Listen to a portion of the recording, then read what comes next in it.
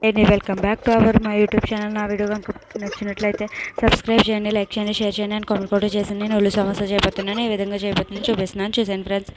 నేను ఉల్లి సమోసా కోసం కప్ మైదా పిండి తీసుకున్నాను. అందులో కొంచెం సాల్ట్ వేసుకున్నాను, సరిపడా సాల్ట్ వేసుకుని ఆయిల్ వేసి మంచిగా మొత్తం మిక్స్ అయ్యేలా కలుపుకున్నాను.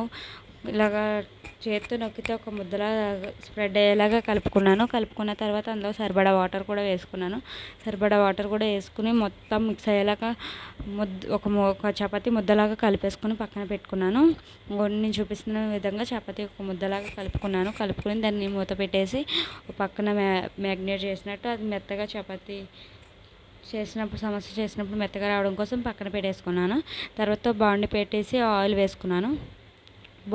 ఆయిల్ వేసుకుని జీలకర్ర వేసుకున్నాను. జీలకర్ర ఫ్రై అయిన తర్వాత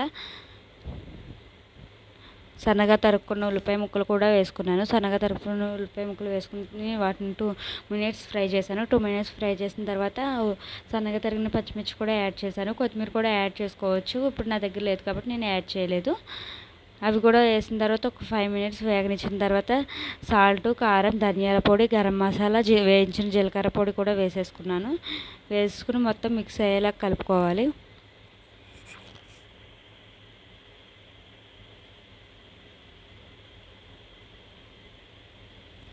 మిక్స్ అయ్యేలా కలుపుకోవాలి. తర్వాత దీన్ని టేస్ట్ చూసుకోవాలి, అన్నీ సరిపోయినా లేదా. సరిపోకపోతే మీ రుచికి సరిపడా మళ్ళీ వేసుకుని కలుపుకొని చూసుకోవచ్చు. తర్వాత నేను ముద్దలా కలిపిన చపాతీ పిండిని ఒక చిన్న ముద్ద తీసుకుని చపాతీలాగా చేసుకుంటున్నాను. నేను చూపించిన విధంగా చపాతీ కర్రతోటి చపాతీలాగా చేసుకున్నాను.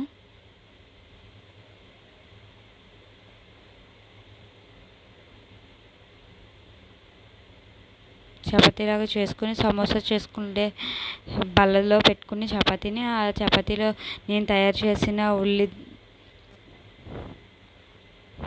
ఉల్లిపాయ కర్రీని అందులో పెట్టుకొని దాన్ని క్లోజ్ చేసి సైడ్కి వచ్చిన ఎక్స్ట్రా పిండిని మొత్తం కట్ చేసి సమోసాని తీస్తాను. ఇవన్నీ నేను చూపించిన విధంగా సమోసాలు తయారైపోయినాయి. వాటిని ఇప్పుడు నేను మళ్ళీ బాండి పెట్టేసి సరిపడా ఆయిల్ వేడెక్కిన తర్వాత సమోసాలు వేసి ఫ్రై చేస్తాను. సమోసాలు అయితే చాలా టేస్ట్గా వచ్చినాయి. మీరు ఇలా ఎప్పుడు ట్రై చేయకపోతే ఒకసారి ట్రై చేసి చూడండి, చాలా బాగుంటాయి. మీరు ఏ విధంగా ట్రై చేస్తారో కూడా కామెంట్ చేసేయండి. స్మూత్గా మెత్తగా బాగున్నాయి సమోసాలు.